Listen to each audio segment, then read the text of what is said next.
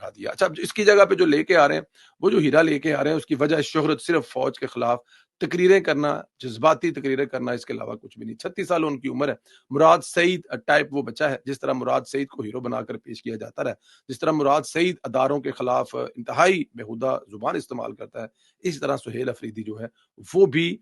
اس کی وجہ شہرت اور کچھ بھی نہیں ہے، وہ اس کی وجہ شہرت صرف اتنی ہے کہ وہ اداروں کے خلاف زبان استعمال کرتا ہے۔ بٹ یہاں پہ دیکھنا یہ ہے کہ علی مین گنڈا پور، جس کو یہ سمجھا جاتا تھا کہ وہ عمران خان کے لیے جو ہے وہ کوشش بھی کر رہا ہے اور اداروں کے ساتھ آن بورڈ ہے، اداروں کے ساتھ آن بورڈ ہونے کے باوجود 1.5 سال میں اگر وہ عمران خان کو رہا نہیں کرا پایا، تو کیا ایک ایسا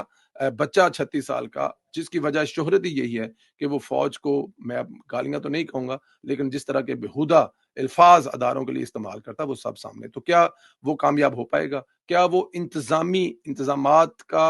اس کو کوئی تجربہ ہے؟ صوبہ چلانا، وہ بھی وہ صوبہ جہاں پر بدترین دہشت گردی کا راج ہے، وہ صوبہ جہاں بقول مولانا فضل الرحمان صاحب کے کہ آدھے سے زیادہ صوبے پر اس وقت راج طالبان کا ہے، وہ صوبہ جہاں پر طالبان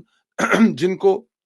عمران خان صاحب نے دوبارہ لا کر بسایا تھا۔ ہاں، اگر یہ ایسا کیا جا رہا ہے، کیونکہ جو وہ سہیل افریدی صاحب ہیں، ان کے طالبان کے ساتھ، ٹی ٹی پی کے ساتھ اچھے تعلقات ہیں، اور ان اچھے تعلقات کی بنا پر صوبہ جو ہے وہ اچھے طریقے سے چلے گا، تو میرے خیال میں یہ بھول ہے۔